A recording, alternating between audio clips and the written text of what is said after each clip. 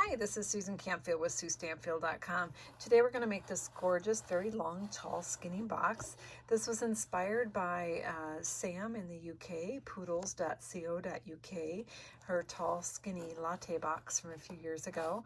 I did adapt it to make it taller to accommodate our pretty accented piece here, but I did get all of the ways to do this gusseted top from Sam. So let's go ahead and get started here. I'm using the Ornate Garden Suite. This is an early release. It's available April 1st through May 31st, and then these products will also be in the new catalog when it comes out in June. So we're going to use the Ornate layer dies for this project, and then the greeting comes from the Ornate Thanks stamp set. And the designer paper is the new Ornate Garden specialty paper. The color for our base here is terracotta tile. So let's go ahead and we'll do our scoring right off the bat. So I'm starting with a piece of terracotta tile that is 8.5 by 9.5. And I'm going to bring my scoring tool here. And I'm actually going to start with the 9.5-inch part across the top. I'm going to adjust the camera just a little bit so you can hopefully see the score lines here. So I have the 9.5 length across the top. I don't only have this halfway on my table, so bear with me if it rocks a little bit. And then I'm going to score it at 2 and at 7. And then I'm going to turn the piece over, just totally flipping it. So there's the two. I still have the 9.5 across the top, still have 2 and 7, but it's the reverse side. And then I'm going to score it at 9. This just is going to make the score line for this one going raise the other direction. That'll make sense in a little bit. All right, so now I'm going to rotate my piece so that the 8.5-inch side is at the top, and I'm going to do a little more scoring. I'm going to flip it back around so that it's on the same side as the original scoring is, and I'm going to score it at 2, 4, 6, and 8. All right, and now I'm going to score it 2 more times. These are just short little scores. I'm going to score it from the 3 mark and stop at that intersecting score line right there.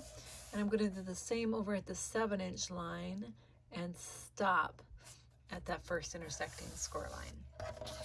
So I'm going to put the scoring tool away here. And I'm going to do a couple angle scores. To do that, I'm going to grab my stamping cushion. This is what I use for, it's also a pierce mat, but I use it when I use my photopolymer stamps. But right now, hang on, got to grab my ruler. Here we go.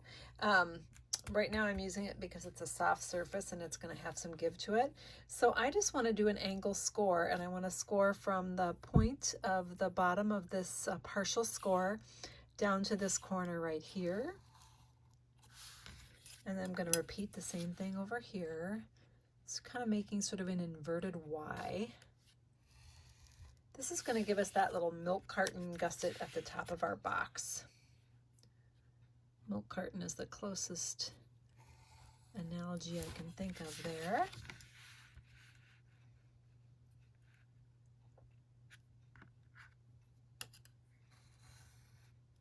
Because I have that cushion under there, it's going to give me a nice score line because it just has a little bit of give. So we have our scoring is now all done. We're going to go ahead and put that away. We're going to grab some paper snips. Goodness. Where did my paper snips run away to? Seriously? Oh, you're there. Found them. I use them so often, I never make it back to where they belong. So, all right. We're going to go ahead and we're going to do some cutting here. We're actually going to just cut this piece out all together.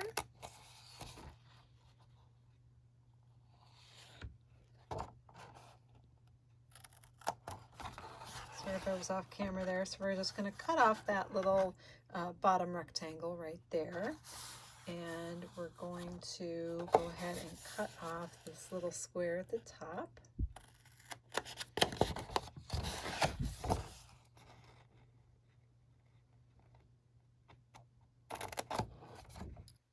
Okay, so those two pieces come out, and now we're ready to put our box together. So I'm going to grab my bone folder here. Oh, forgot one thing. I lied.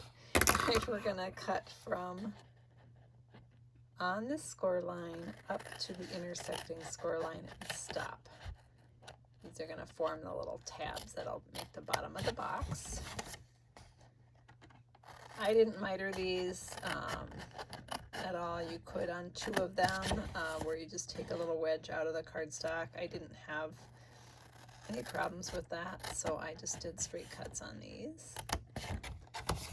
All right, so we got the 4 little flaps there.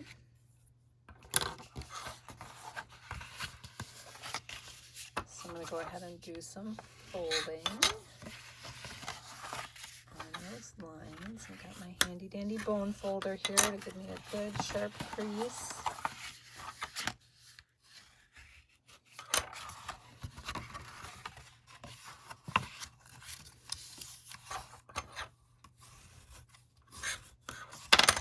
There we go. And I'm going to go ahead and score on all of these.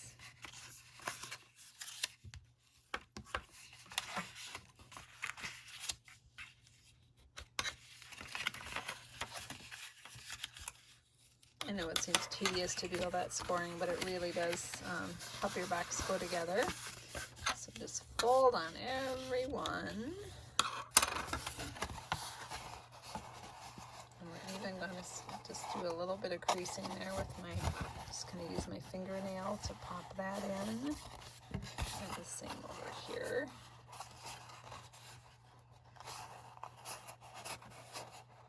There we go. All right, and now we're going to go ahead and add some tear and tape here. So this is about 7.5 inches of tear and tape. You can do it as all as one piece, or you can do it just on the body and then do this upper part separate, your choice. Go ahead and, whoops.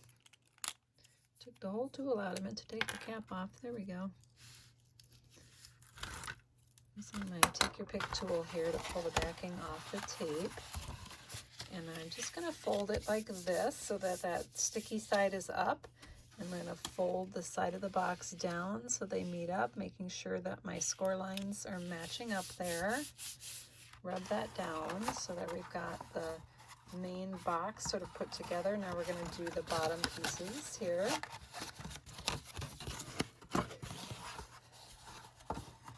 We're going to be decorating the sides, and you know, it wouldn't be a bad idea to actually put those on before you put the box together, but I didn't do that, so do what I say, not what I do. 2 more pieces of tear and tape at the bottom of the box. To hold it closed. There we go. I don't know that you need 2. You could just use 1 if you'd rather.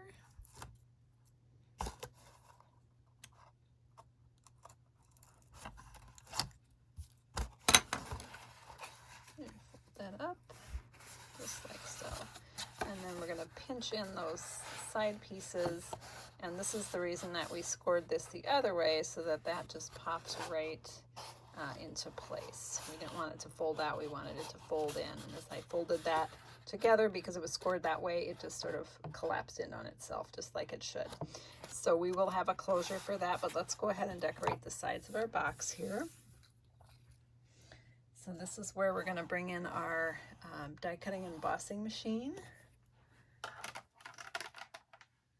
So I'm going to grab that right here. And I have this camera very close so that you can see up close what I'm doing. So I apologize if that is too close. All right, so we're going to grab a brand new embossing folder. This is one that you can pre-order right now, or order it right now, get it in your hands right now. It will be in the new catalog in June, but it's available in April and May here. And it's called the Ornate Floral 3D Embossing Folder. When you're using the 3D embossing folders, you do need to use the blue 3D embossing plate. That's the order number if you don't have this already. It's a great piece to get some really great definition from these 3D folders. So I have 3 pieces of terracotta tile here. These are 1 3/4 by 4 3/4. I can only get 2 in my folder at a time. So I'll do the third one separately here. Let's go ahead and add that top plate and send that through.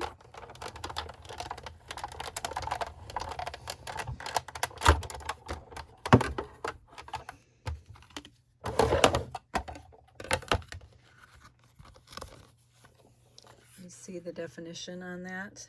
Wow, that's awesome. Gorgeous, beautiful floral pattern, and just super deeply etched in there. Another thing I really like about this folder is it's not directional. There's no straight lines, so you can kind of slap it in there any old direction and it still comes out gorgeous. So you don't have to take the time to try to make sure it's lined up and all of that. Okay, we'll remove our blue plate here. Take out our third piece.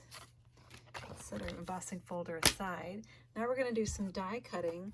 To do our die cutting, I'm going to bring in the Ornate border dies, or excuse me, Ornate layer dies. They are right here, and I'm going to pull out this one, and also this one here.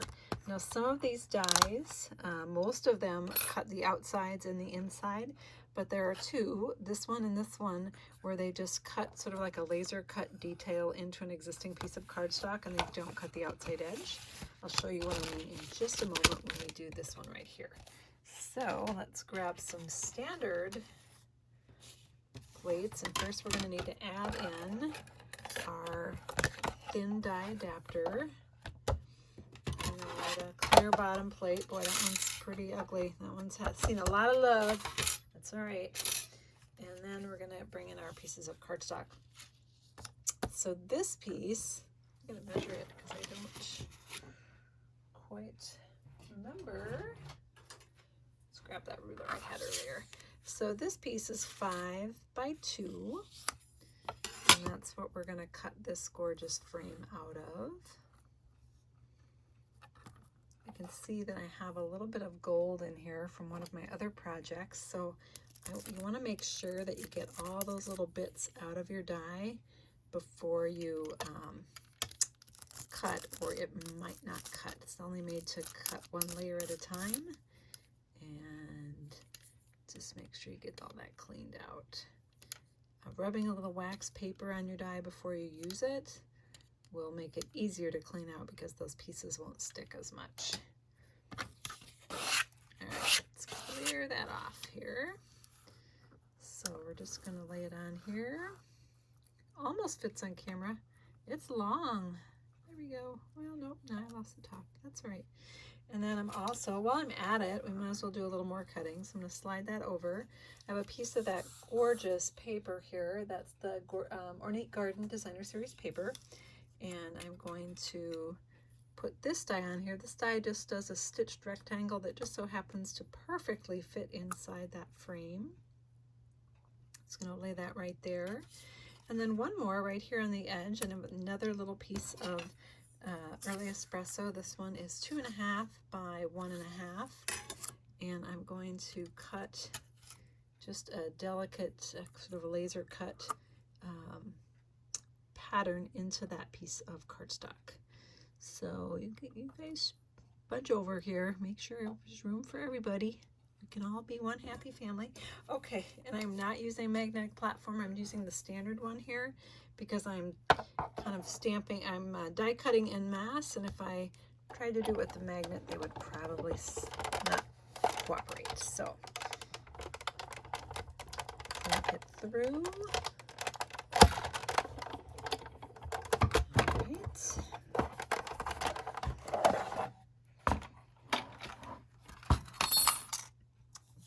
this out of the way.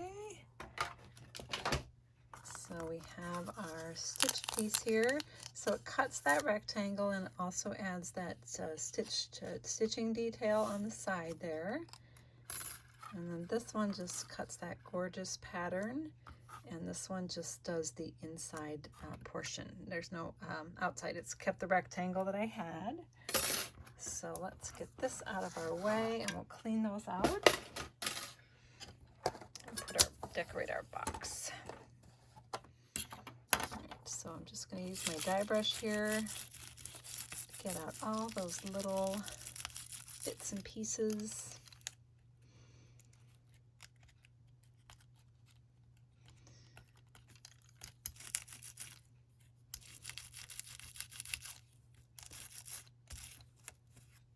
It does work better on that side. There we go. And then I'm going to go ahead and clean out the other one.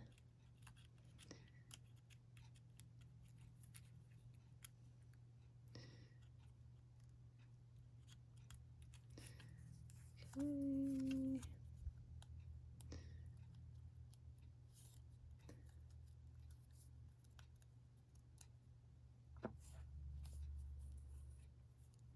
I'm not 100% sure that one cut all the way. Might just send that through one more time. Some of these are hanging on pretty tight. It's one of the drawbacks of cutting a lot of them at one time. You maybe don't get the best cut of everything. So I'm trying to save time there. I might have just cost myself a little more time. Oh well. Just using the die brush attachment here on the Take Your Pick tool. Pretty aggressive, but I am trying to be somewhat gentle so I don't rip my cardstock. This one seems to have cut really well.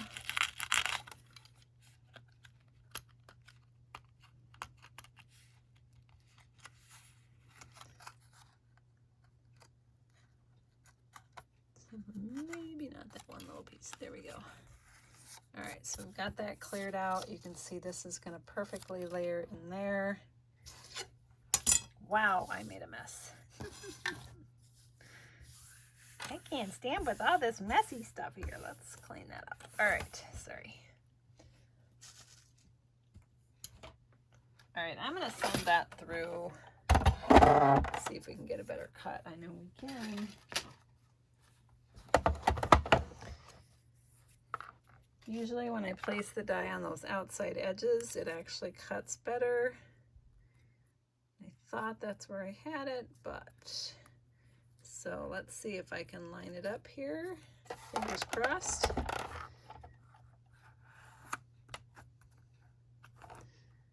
Oh, I think I've got it backwards. Yep, I do. So on the pattern, there's a circle here, but not on this side, so that tells me I did not have it lined up the right direction. This is the ticket. It just popped into place. I could just feel it go right in.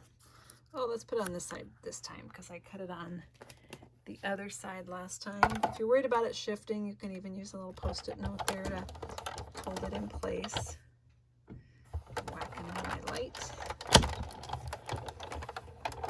All right. Slide this out of the way.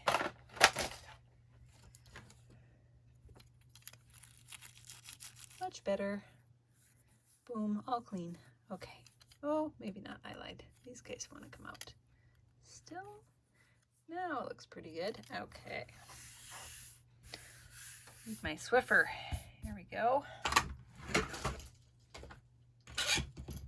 Okay. Let's go ahead and put our project together. Dropping things into the wastebasket here. If I don't take them out now, I'll forget they're there. Okay, so we've got our box here, and you can use whatever adhesive you choose on this. I think originally I used snail when I put it together, but I think I'm actually going to use multi-purpose liquid glue. Entirely up to you. With the liquid glue, you just want to make sure you don't get too much, like I just did right there. But one nice thing about this is that it you can slide it around a little bit, to reposition it if you don't get it quite where you want at first. So again, less is better. Don't want to get any big, a lake is a mistake, I think is the saying. A little bit down in that corner though.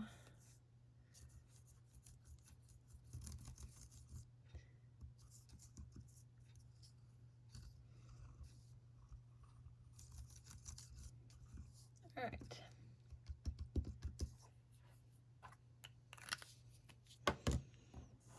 Okie doke. So with the box, I want to put these embossed panels on the same side that have the gussets. So on this side, so I'm laying it in place, and then because it's the liquid glue, I can kind of shift it. If I don't get it quite where I want it, I've got a little time to move that around. This is where it would have been handy to have the box still flat to put this on. So you might want to do it flat. Then I'm going to flip it to the other side that's gusseted, and I'm going to put this panel on.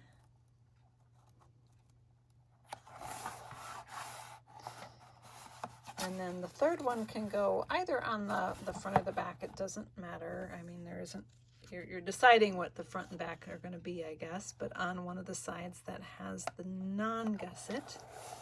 But you want to keep one side that doesn't have the gusset without an embossing panel on it. So I've got those three sides done. And then now I'm going to add this and make this the front of the box. So again, it's the side that's not gusseted.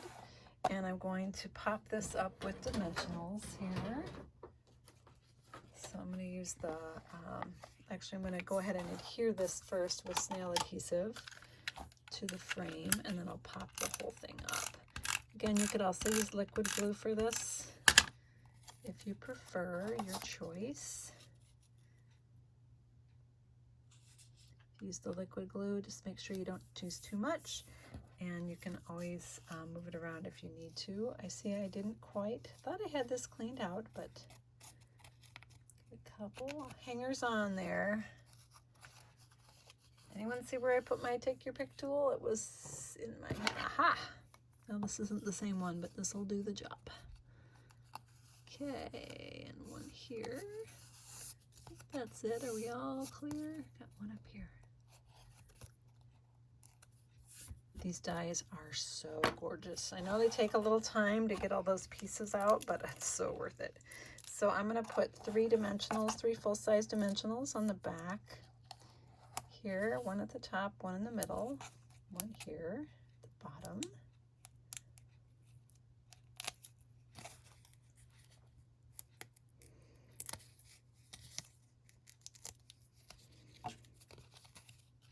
And I think, no, it doesn't really matter which, you can decide which is going to be up and which is going to be down. I decided to put the more terracotta tile colored flowers near the top there and the daisies near the bottom, but either would be fine. And you're going to pinch in those sides. This is where the clip comes in. So I'm using these cute little mini library clips at the top, and you just squeeze them to get them opened, and they just fit. Close the top, hold it closed. I'm going to slide it over so it's, come on, put you in the middle, not over there. And then we're going to decorate that clip with a little ribbon, but we're also going to put on our panel piece here. Sorry, I am just being fumble fingers tonight and not getting this on. There we go. All right.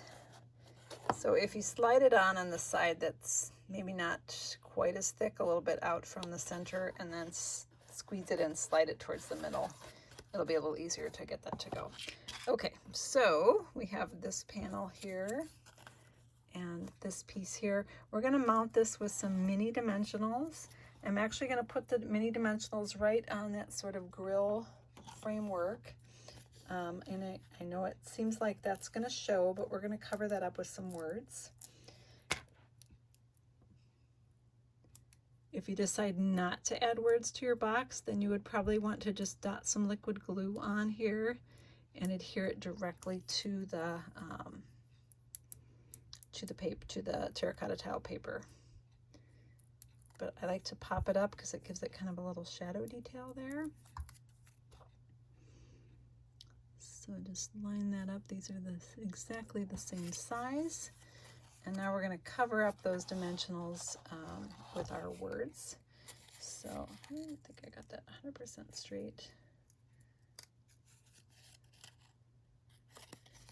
All right, there we go. So we're going to take a strip of Whisper White and the terracotta tile ink pad. And I'm going to stamp the words for All You Do. Right now, during this pandemic, there are so many people that are helping us out on a daily basis. This would be a great gift to give to your postal person, the person at the grocery store, your favorite takeout restaurant that's helping keep you and your family fed. So many people that I'm so grateful for right now. Your pharmacist, whoever is helping you out. There we go. Had to say pharmacist because my husband's a pharmacist, right? All right, and then I'm going to attach this. Now, there is some sticky that's going to show through and kind of stick that on, but it's probably not enough to hold it. So I'm going to give it a little help with a couple of glue dots here. You could use liquid glue too. Totally fine.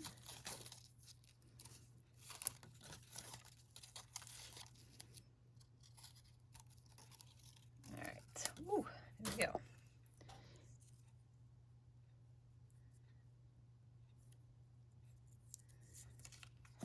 And then this panel gets adhered directly to the box. I used tear and tape for mine. You could also use glue dots.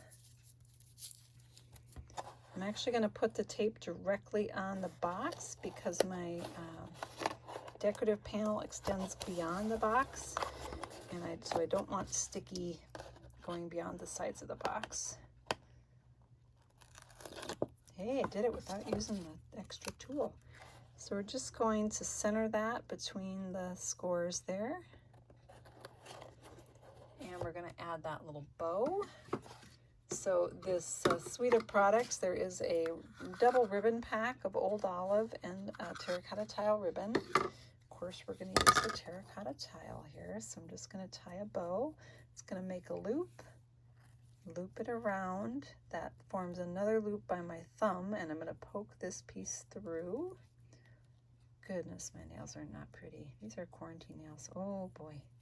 All right, and then we're going to pull it tight, and then I'm going to do what I call fluffing it. So it's kind of sloppy right now. It's going to be a lot tighter, but I want to shorten up my loops. So I just pull on the end pieces there to shorten up the loops. When I get it shorter, now I can go in and tighten it. And you can also go back in and do a little more shortening if you want, and tighten it up. And there you've got your bow.